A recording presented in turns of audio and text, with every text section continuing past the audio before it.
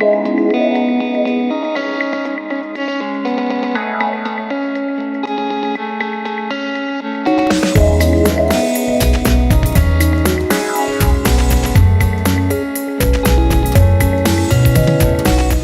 à tous.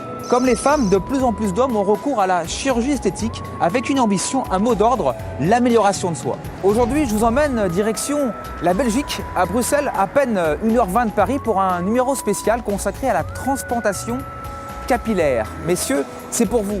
Rencontre avec l'un des meilleurs spécialistes du sujet, le docteur Emora Lupanzula, et vous le verrez, sa clinique flambant neuve, Medicemos.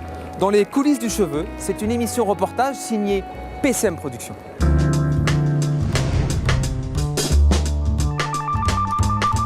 Docteur, bonjour.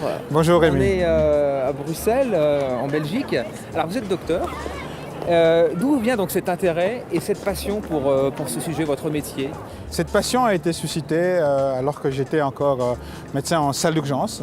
Ouais. Un jour où j'ai eu à traiter un patient brûlé, dans un hôpital des grands brûlés en fait. Et là on a eu un grand brûlé qui, tout le visage ainsi que tout le cuir chevelu était atteint. Alors ce patient a dû être traité, donc avoir une transplantation cutanée et capillaire à la fois, et le résultat était très esthétique, et d'où cet intérêt un peu suscité à ce moment-là. Il y a beaucoup de médecins, beaucoup de chirurgiens qui pratiquent cette opération. En Belgique, c'est assez connu, assez réputé comme être une technologie qui est très au point, très évoluée. Pourquoi est-ce que vous avez décidé de choisir le docteur Lupanzula? J'en ai vu plusieurs et c'est vrai que le chirurgien de la clinique Medicemos est un peu plus sympa, convivial et je pense qu'il y a un certain feeling, voilà. Ouais. Que ce soit avec lui ou que ce soit avec ses collègues, qui fait que c'est ça.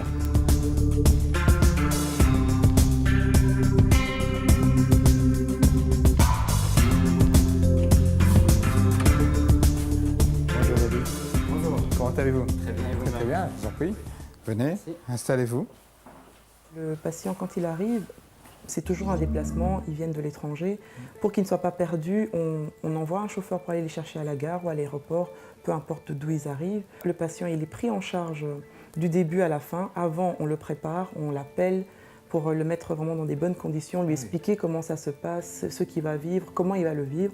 Comme ça, il n'a pas de surprise en arrivant. Et après l'intervention, ça c'est le plus dur, parce qu'on doit vraiment faire un suivi très rapproché jusqu'à la repousse complète, pour qu'on puisse voir aussi par nous-mêmes le résultat, suivre comment il a évolué, quel est le résultat qu'il a donné, et lui montrer aussi, parce que souvent on s'oublie, et il faut voir à la fin, tiens voilà, le changement a été là et a été fait.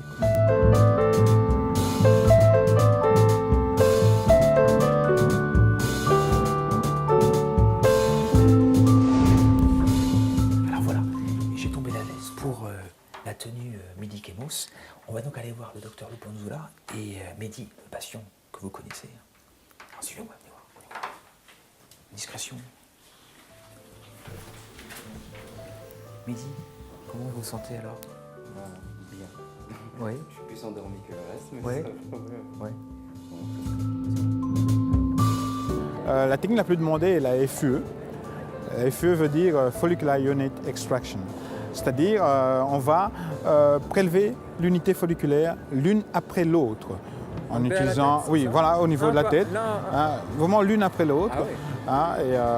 C'est une technique assez minutieuse qui demande de la patience et du temps et beaucoup de dextérité pour pouvoir prélever l'unité folliculaire entière. Oui. Et puis une fois qu'elle est prélevée, on la réimplante. Là, on a besoin justement de couvrir la zone glabre en fait. C'est une technique qui a beaucoup plus d'avantages que la précédente, que la FUT, parce qu'elle va, permettre au patient une récupération rapide. Donc au bout de 7 jours, 10 jours, il peut reprendre ses activités, voire même moins de 7 jours, reprendre ses activités physiques, sociales, professionnelles. Ça laisse très peu de cicatrices, qui sont des tout petits points, qui ne sont pas visibles lorsque le patient laisse ses cheveux à 1 cm. De plus en plus de patients jeunes sont demandeurs parce que justement ils ne veulent pas avoir cette large cicatrice derrière avec la technique de la bandette. Donc ce sont un peu là des avantages pour la FUE qui font que la demande est de plus en plus croissante dans ce sens-là.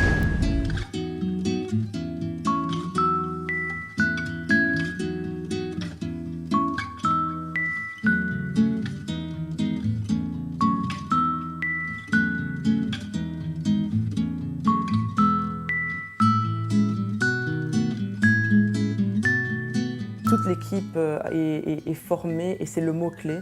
Que ce soit moi, que ce soit le secrétariat, que ce soit les conseillers qui travaillent autour, Oui. chacun a cette proximité avec le patient au point où comme je vous dis, il rentre vraiment dans la famille Medicemos et il se sent, à la fin, on devient des amis, Ouais. il fait partie de notre petite famille. La médecine pour moi, c'est tout un art, d'accord, mais de l'autre côté, c'est le côté humain. Un patient qui vient vous voir pour une transplantation capillaire est un patient qui souffre au fond de lui-même. Il a besoin d'un soutien, d'une assurance. Et lorsqu'on refait une transplantation capillaire, on redonne cette assurance aux gens. Donc le patient recouvre en fait cette assurance en lui.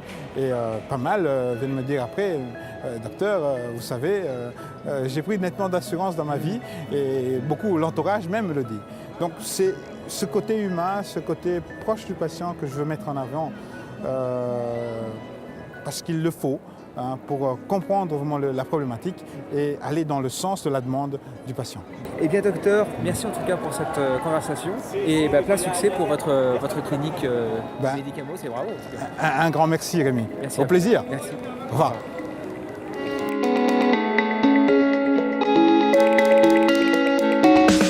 Notre émission touche maintenant à sa fin. Je remercie particulièrement le docteur Emora Nuponzula et bien entendu toute l'équipe de la clinique Medicemos.